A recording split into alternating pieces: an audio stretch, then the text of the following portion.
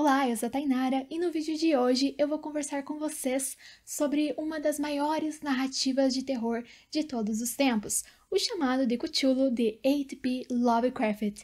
E se você gosta de histórias de terror, já curta esse vídeo, se inscreva no canal, ative o sininho, porque eu estou sempre falando disso por aqui e vamos lá! Apesar dessa história ser um pouquinho grande, digamos assim, ela é considerada um conto, então o chamado de Cthulhu tem cerca de 50 a 55 páginas e é dividido em 3 partes, então uma parte por vez foi publicada no jornal e posteriormente foram aí juntadas e publicadas de uma vez só em conto. O chamado de Cthulhu é uma das narrativas de terror mais famosas da história e eu acredito firmemente que isso se dá justamente devido ao ícone, a essa imagem do Cthulhu, que é justamente esse monstro, essa criatura que nós temos aqui na capa. Então ele seria basicamente um ser com uma cara de polvo, uma face de polvo, que tem alguns tentáculos inclusive, mas ele teria além disso asas de morcego e ele também possui certas garras, então ele é uma mistura e ele emana essa luz verde. E eu acho isso até curioso, porque em muitas histórias, a título de exemplo aí, Frankenstein, nós não temos a descrição dessa criatura ser verde, mas na minha cabeça o monstro de Frankenstein não é descrito na história como verde, mas na minha cabeça a criatura é verde. E aqui, por outro lado, o Cthulhu é sim descrito na cor verde, e que acaba aí sendo uma cor vinculada também ao terror, junto com o preto, que representa essa escuridão. Bom, essa edição aqui que eu tenho, além de ter o conto chamado do Cthulhu, ela também tem outros contos. O primeiro conto dela, então, é o chamado do Cthulhu, o segundo, a música de Eric Zahn, o terceiro, Dagon, o quarto, Os Gatos de Ultar, o quinto, A Verdade sobre o falecido Arthur Jermyn, e o último conto é A Casa Abandonada, e depois há uma parte destinada ali a falar sobre a vida do autor. E esse livro faz parte de um box, então é lá do selo Cronos, da editora Pandorga. Vou mostrar aqui os outros livros que vieram junto com ele no box. Então esse é o box, é bem bonitinho, ele é bem simples, então o preço dele também é bem bom, se eu não me engano eu paguei cerca de R$ 24, e por 3 livros vale muito a pena. Então além do livro que nós vamos conversar sobre ele hoje, também veio esse aqui, Sussurros na Escuridão, todos eles têm ali a mesma estética mais ou menos. E aí veio também esse daqui, A Cor que Caiu do Céu. Os três têm uma estética bem simples, mas bem bonitinha, gostei bastante. Quero ler mais em breve. Eu acho que o próximo que eu vou ler vai ser A Cor que Caiu do Céu, porque eu já ouvi falar que é um conto muito bom.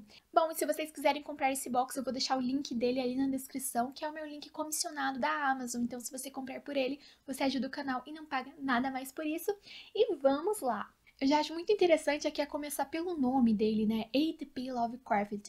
Porque eu não sei se vocês também têm essa impressão, mas eu tenho a impressão de que quando o nome do autor é um pouco misterioso, por exemplo, utiliza-se ali siglas em vez de revelar o seu nome de uma vez só, isso fortalece de alguma forma com essa camada enigmática da própria história. Então aqui nós temos Howard Phillips Lovecraft, mas que é popularmente conhecido como H.P. Lovecraft.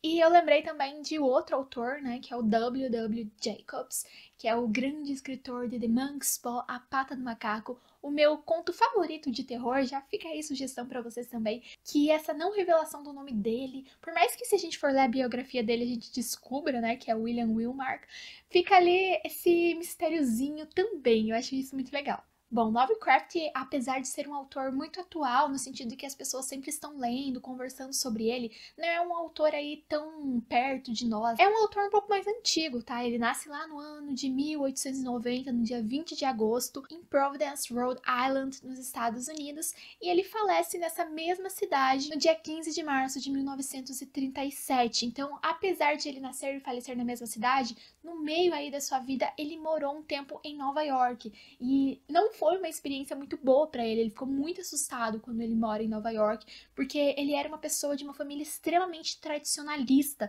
então ele sempre foi criado muito fechado dentro da casa dele. Inclusive ele tinha alguns problemas, não sei se chega a ser uma depressão ou algo assim, mas ele vivia muito isolado, sabe? Por uma questão de opção também. Ele ficava muito tempo dentro de casa, então ele não tinha muitos amigos, ele não saía muito de casa. E aí quando ele vai para Nova York, uma cidade extremamente cosmopolitana, com vários imigrantes, com pessoas de todo lugar do mundo, diversas línguas, diversos estilos, aquela multiplicidade assusta muito ele, sabe? Então, além de ele não gostar dessa cidade, ele desenvolve ali alguns pensamentos xenofóbicos, racistas e tudo mais. Então, ele é muito acusado de ser racista, mas eu diria que além de racista, ele é muito mais xenofóbico, porque ele vê os imigrantes como uma força maligna. E aqui no livro a gente vai ter um pouco disso também. Além, é claro, do pensamento racista dele, né? Por exemplo, sempre que ele vai descrever algum personagem, se o personagem é branco, ele não começa dizendo esse personagem de pele branca é assim, trabalha com aquilo. Não, ele só descreve o personagem. Mas se o personagem é negro, ele já começa pela cor. Então ele é bem direto, né? Ele fala esse negro e aí vai descrevendo o personagem. E geralmente nas histórias dele, os personagens negros são personagens maus e os brancos são personagens bons, que são enganados, assassinados por esses personagens negros. Então a gente vê que o pensamento dele era muito racista, sim. Só que eu não acho interessante essa ideia de, sabe, você cancelar o autor por causa desse pensamento que ele tinha naquela época. Porque uma coisa é você ir contra o pensamento de um autor de hoje em dia, um pensamento, enfim, errado, porque esse autor de hoje em dia, ele tem acesso ao mesmo conhecimento que você, e autores de 100, 200 anos atrás não tinham. Então, será que você hoje, se você fosse transportado para 100, 200 anos atrás, você teria um pensamento tão inovador? Você seria tão diferente das pessoas daquela época? Eu acho que não. Eu acho interessante a gente ler esse tipo de narrativa, porque quando você cancela um autor que escreve histórias que traziam personagens, narradores racistas, você cancela também esse olhar que se tinha na época. Então você também cancela a história. E é muito importante que a gente conheça a história, porque se a gente deixa de estudar, de saber sobre o nosso passado, os erros do passado tendem a se repetir. E isso é horrível. Tendo isso em mente, eu também acho que é bem importante a gente mencionar que o Lovecraft ele não era um homem comum, ele tinha todas essas suas perturbações mentais também. Isso não vai justificar tudo que ele escreveu, tudo que ele pensava, mas eu acho que é algo aí interessante da gente considerar também. Lovecraft foi muito influenciado por Poe, então ele era um grande leitor de Edgar Allan Poe. Eu já falei muito do Poe aqui no canal, inclusive é uma playlist apenas direcionada a vídeos sobre ele lá, além de resenhas, vocês também vão encontrar vídeos com curiosidades sobre Poe e ainda um vídeo de por onde começar a ler a sua obra, eu vou deixar ali na descrição, tá? E, inclusive, além de ser influenciado, de ter como referência autores norte-americanos como Poe, ele também chega a ser um grande influenciador de outros autores, autores mais próximos do nosso tempo, como, por exemplo, Stephen King, que é muito querido pela galera aqui no Brasil e também nos Estados Unidos. Eu acredito que O Chamado do Cthulhu é o conto mais conhecido do Lovecraft, mas pra mim não foi o melhor, eu já li algo melhor dele, mas eu vou falar ali no final do vídeo sobre isso.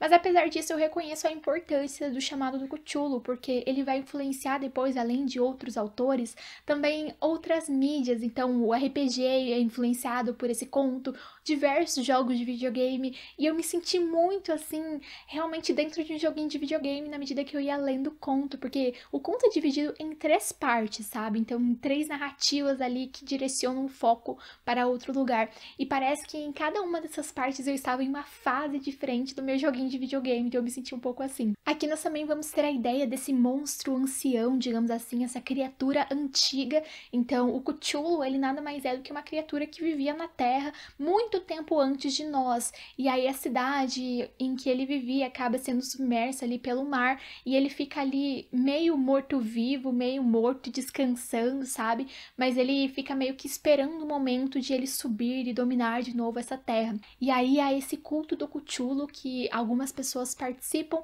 e louvam então essa figura. O Lovecraft trabalha muito com isso, sabe? De arqueologia, de coisas do passado que foram descobertas. Então é um pouco diferente, porque muitos autores constroem as suas histórias de terror por meio do medo daquilo que possa acontecer, mas Lovecraft constrói muitas das suas histórias de terror com a descoberta daquilo que já aconteceu, daquilo que já existiu, daquilo que foi criado ou que existia há muito tempo e pode estar voltando. Então eu acho muito interessante essa forma diferente dele construir a sua história. Mas qual é a sinopse do livro afinal, né? Já lá no final do vídeo que começa a sinopse, porque nesse canal é assim, né? Não temos aí aquela formulazinha que eu sigo A, B, C, D e assim por diante. Não.